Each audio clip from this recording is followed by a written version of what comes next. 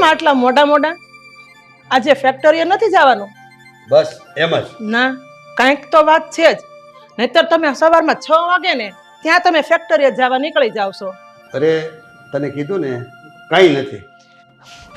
અરે પપ્પા, કહી દો ને કે શું વાત છે. અને એમ પણ મને ખબર છે શું વાત છે. અને તમે નહીં કોને તો મને તમારી પાસેથી જાણતા પણ આવડે છે, ખબર છે ને? અરે અરે, તમારા આંસુને થોડા સંભાળીને રાખો.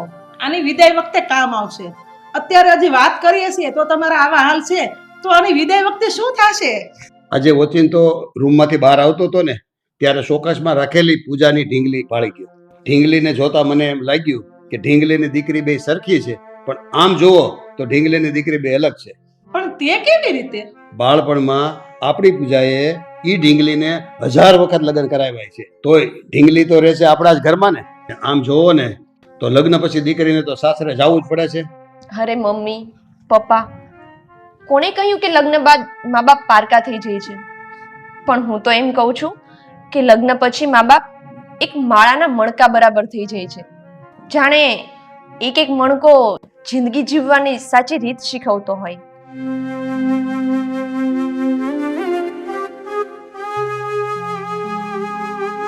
હજી તો એક જ જગ્યાએથી પૂજાનું માગું આવ્યું છે, તોય આવા હાલ છે તમારા બાપ દીકરીના. તો પૂજાના લગ્ન થશે તે સુધીમાં તો તમે રોજ રેડા વગરના નહીં રહ્યો એવું લાગે છે. આમ તો તારી વાત સાચી છે, પણ શું કરું, એક દીકરીનો બાપ છું. કાળજું ભલે મારું લોખંડનું હોય, પણ જ્યારે દીકરીની વાત આવે ને ત્યારે કાળજું મારું પીગળી જાય છે. ચલો પપ્પા, હવે ઘણું મોડું થઈ ગયું છે અને ફેક્ટરી પરથી પણ કેટલા કોલ આવી ગયા છે. તમે ફેક્ટરી પર જાઓ અને હું ને મમ્મી બંને શોપિંગ કરવા માટે જઈએ છીએ. ચાલો હું જાઉં છું. જય રામાપીર. જય રામ. રામાપીર.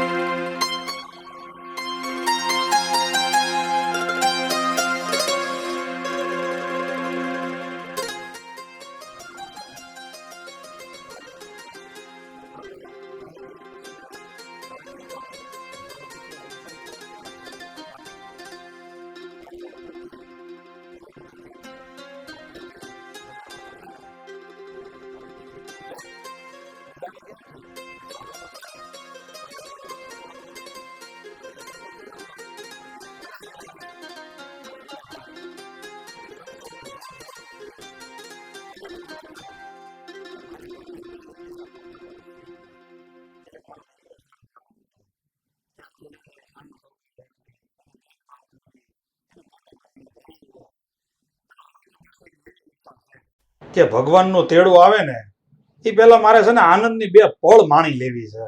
તારે હજી ગોળ ગોળ વાતો કરવાની ટેવ નથી ગઈ. જે હોય ચોખ્ખે ચોખ્ખું કે ને. કાંઈ નહીં ભાઈ, આ ઉત્તમ માટે આ બાજુ એક છોકરી જોવો આવ્યો હતો.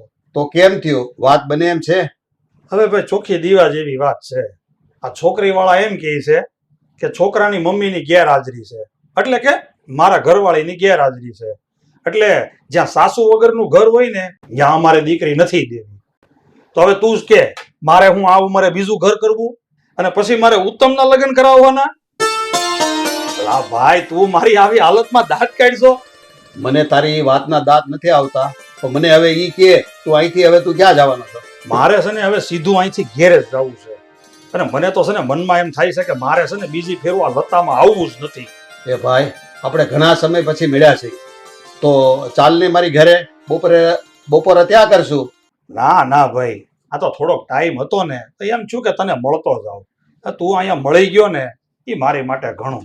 પણ તું ઘરે જા ને તો મારા તરફથી મારા ભાભીને મારા સીતારામ કહેજે. ત્યારે ભાઈ હવે હું લઉં રજા, મારે થાય મોડું. હાલ. સીતારામ ભાઈ, પણ જો તું ઘરે આવ્યો હોત તો સારું હતું. ઠીક ભાઈ, હવે અત્યારે સમય નથી, પછી ક્યારેક વાત. લ્યો ત્યાં સીતારામ. સીતારામ. હા, મળ્યા પછી. હો.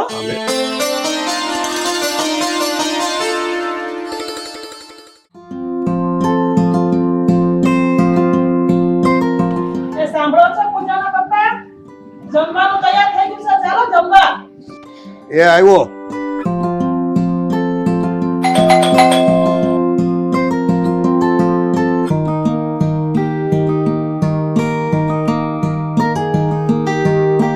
આવો રમેશ.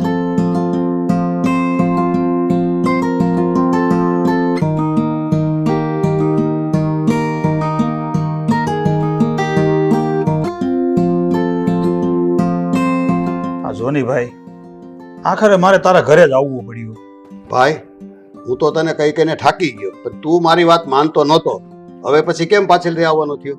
હવે ભાઈ તને હું શું વાત કરું, મેં ઘરે ઉત્તમને ફોન કર્યો હતો, તો ઉત્તમ પણ એના મિત્ર જોડે હોટલમાં જમવા ગયો, અને ઉત્તમે મને કીધું કે પપ્પા તમે પણ એક હોટલમાં જમતા આવજો. હવે તું જ કે આ તારા ઘર કરતા સારું જમવાનું મને હોટલમાં થોડું મળે? ભાઈ તે તો મને ચોંકાવી દીધો. પૂજાની મમ્મી જો તો બહાર આવી તો કોણ આવ્યું છે? એ આવી આવી લે, કેમ છે બસ મજા. તમે ભાઈ? બહુ ઝાઝા સમયે દેખાણા ને. આ તો બધા સંજોગો કહેવાય. આ કયા માણસને ક્યારે કોની જોડે મળવાનું થાય ને એ તો બધું સમય જ જાણે છે. હા ભાઈ, તે લાખ રૂપિયાની વાત કરી.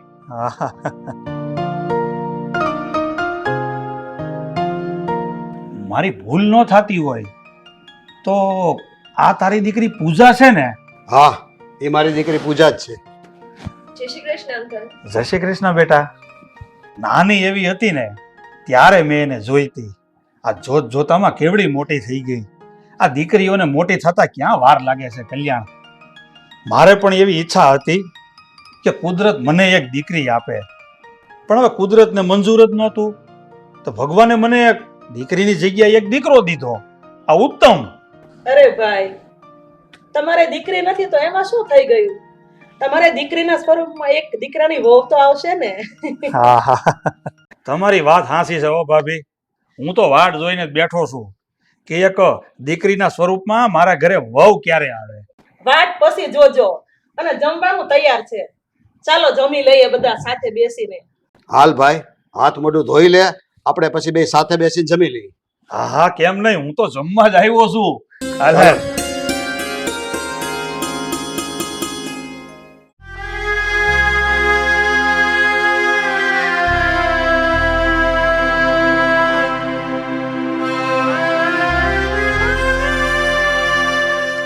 જય શ્રી કૃષ્ણ પપ્પા. જય શ્રી કૃષ્ણ બેટા.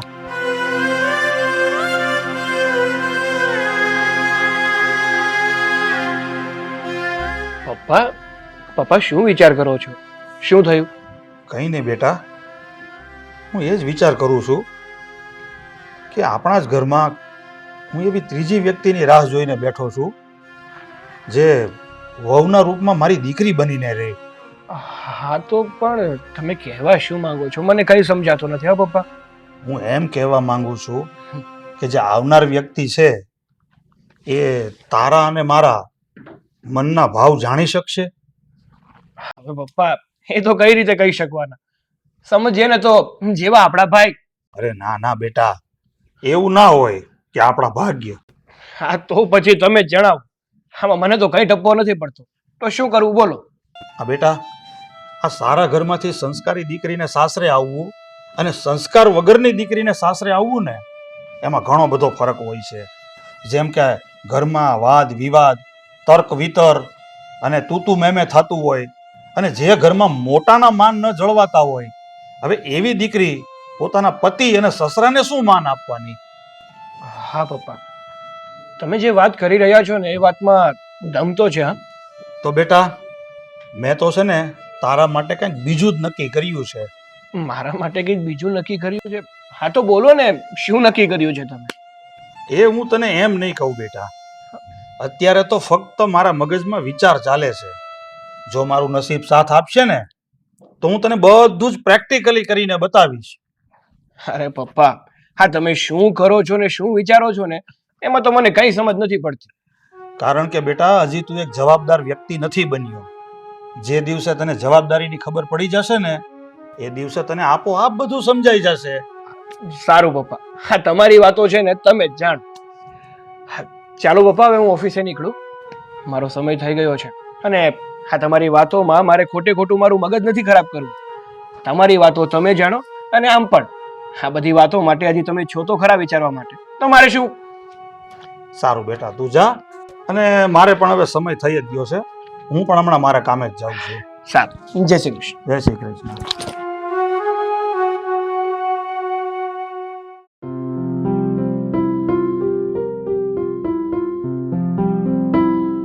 જય શ્રી કૃષ્ણ કલ્યાણ. લે આવ આવ રમેશ.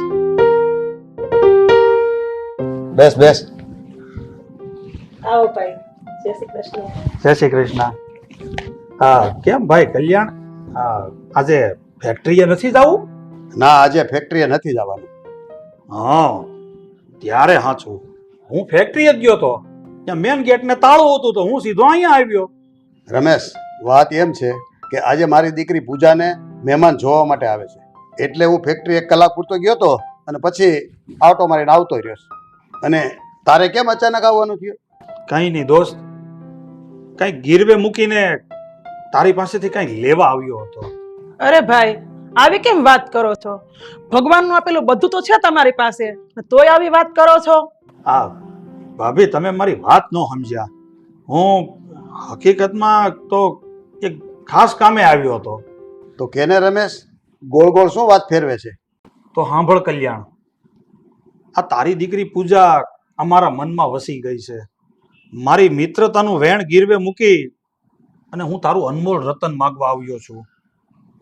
બોલ, આપીશ?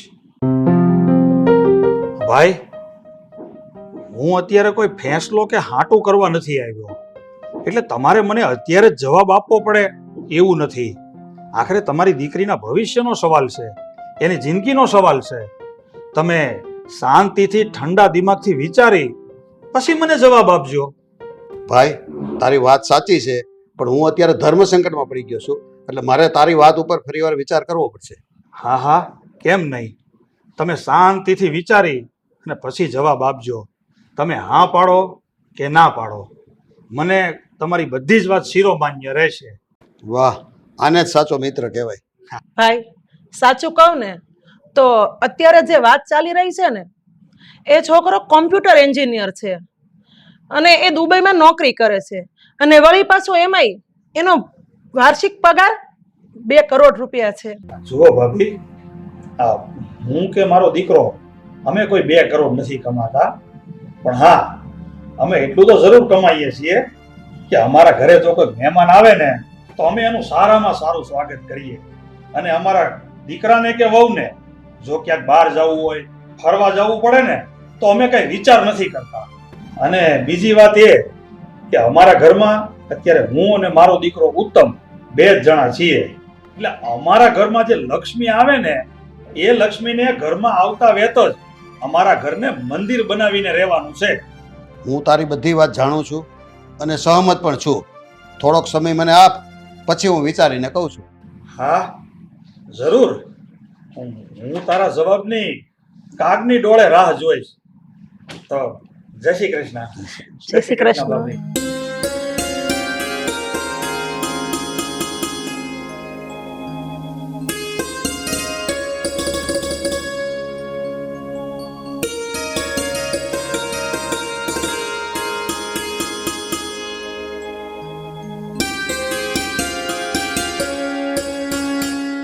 કેમ પપ્પા, આજે કેમ આટલા બધા ભાવુક થઈ ગયા?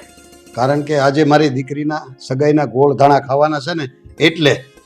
આટલા બધા માગા આવ્યા અને તમે મનમાં વિચાર કરી નાખ્યું, ને તમે અમને કીધુંય નહીં કે પૂજાના ક્યાં ચા પાણી પીવાના છે. હા હા પપ્પા બોલો, મને પણ ખબર પડે ને કે મારા પપ્પાએ મારું સાસરિયું ક્યાં નક્કી કર્યું છે. મારો મિત્ર રમેશ અને એનો દીકરો ઉત્તમ. બોલ, તને પસંદ તો છે ને? જો તને પસંદ હોય તો જ આ વાતને આગળ વધારીએ. અને કાવેરી, મને એકને નહીં, તને પણ એ ઠેકાણું પસંદ હોવું જોઈએ, કારણ કે એ ઘરમાં ઉત્તમની મમ્મી નથી, ખાલી બાપ દીકરો 2 જ છે. સાચું કહું ને તો મારું મન પણ ત્યાં જ હતું, કારણ કે એક મા વગરનો દીકરો મોટો થયો છે. એ દીકરાને માનો પ્રેમ નથી મળ્યો, અને એ બાપ દીકરો 2 એકબીજાના હાથ ઝાલીને એકબીજાના સુખ દુઃખની વાત કરે છે અને એકબીજાના સુખમાં ભાગ લે છે. અને બીજું, એ ઘરમાં આપણી પૂજા જાય ને તો એવા લોકોનો આપણને આશીર્વાદ મળશે. કાવેરી, આ વાતનો ફેસલો આપણા હાથમાં નથી, એ વાતનો ફેસલો પૂજાના હાથમાં છે. આપણે અત્યાર સુધી પૂજાને જે સંસ્કાર આપેલા છે એની કડી કેમ જોડવી એ પૂજાના હાથમાં છે. તો બોલ પૂજા, તારો શું વિચાર છે? મમ્મી, પપ્પા, રમેશ અંકલ એ દિવસે આપણા ઘરે આવ્યા ને અને એમણે વાત કરી ત્યારે મને મનમાં એમ જ થતું હતું કે એમના ઘરે વહુ બની અને જવાનું સૌભાગ્ય મને મળે ને તો બહુ સારું. પણ પપ્પા, હું તમારી દીકરી છું, તમે જ્યાં કહેત ને ત્યાં હું ખુશી ખુશી હા પાડી દે. અરે આમ તમે બાપ દીકરી ક્યાં સુધી રડ્યા કરશો? તમે રમેશભાઈને ફોન કરીને અહીંયા બોલાવો તો ખરા. હા હા, હું હમણાં જ રમેશને ફોન કરીને બોલાવું છું. અને જો હું અત્યારે જાઉં છું ફેક્ટરીએ, રમેશ આવે એટલે તું મને ફોન કર.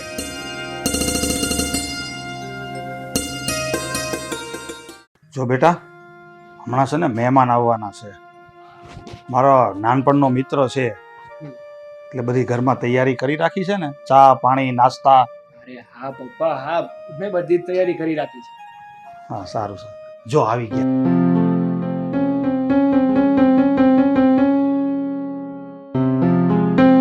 જય શ્રી કૃષ્ણ. જય શ્રી કૃષ્ણ. જય શ્રી કૃષ્ણ. મજામાં? મજામાં મજામાં. જય શ્રી કૃષ્ણ. બેસ બેટા, પાણી પાણી લઈ આવજો. હા? જા.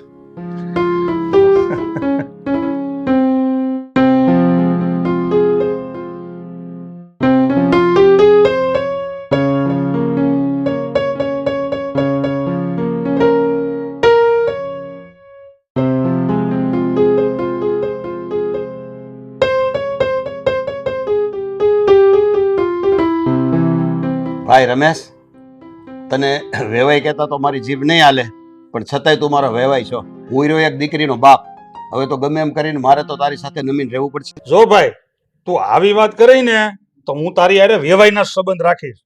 અને ગમે એમ તો આપણે એક નાનપણના મિત્રો છીએ. ભલા માણા, આ તારી દીકરી મારી જ દીકરી છે ને, અને તારી દીકરીને આજથી ઊની આંચ નહીં આવે. હું એના બાપ ઠેકાણે જ છું. વાહ ભાઈ વાહ, અમારા જે મનમાં હતું ને, જે ધાર્યું હતું ને, એ જ થઈ ગયું. અને અમે દીકરો ગણીએ કે દીકરી, અમારે આ બધું આમાં જ છે. અરે ભાભી, આ હું દીકરી લઈને તમને દીકરો આપી દ્યો છું.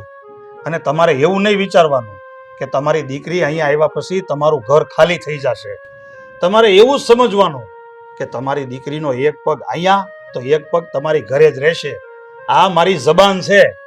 અને તમારે તો એમ જ સમજવાનું કે હું એક ફૂલ લઈને તમને ગુલદસ્તો આપી રહ્યો છું. પણ આ વાત ત્યારે સત્ય ગણાશે જ્યારે તમારી દીકરી પૂજા અમારા ઘરે આવશે. બસ ભાઈ બસ, તે તો મને ચારેય ધામની જાત્રા અહીંયા જ કરાવી દીધી. એક દીકરીના બાપને આથી વધારે બીજું જોઈએ શું?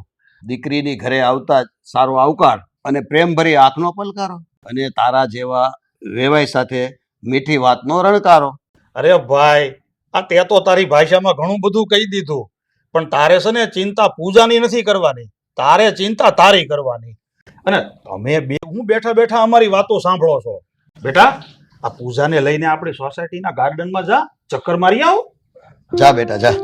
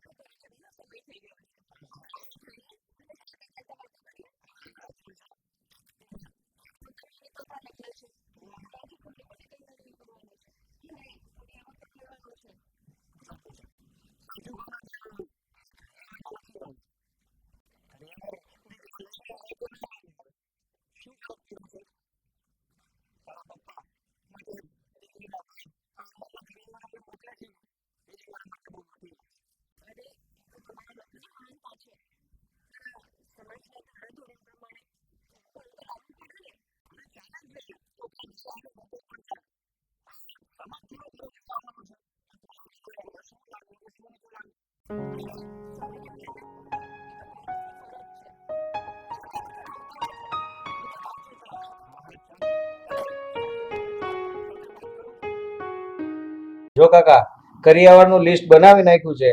કબાટ, TV, fridge, sofa, washing machine, oven, સોનાના દાગીના, ચેન, વીટી, બુટી, લકી, કપડા, ડ્રેસિંગ ટેબલ ને વાસણ, આ બધાની તૈયારી પૂરી થઈ ગયેલી છે. જો બેટા, આ કરિયાવરનું લિસ્ટ તું ચેક કરી લે, આમાં કાંઈ બાકી નથી રહેતું ને? પપ્પા, લિસ્ટ બનાવ્યું હતું ને એના કરતાં પણ વધારે વસ્તુઓ આવી ગઈ છે.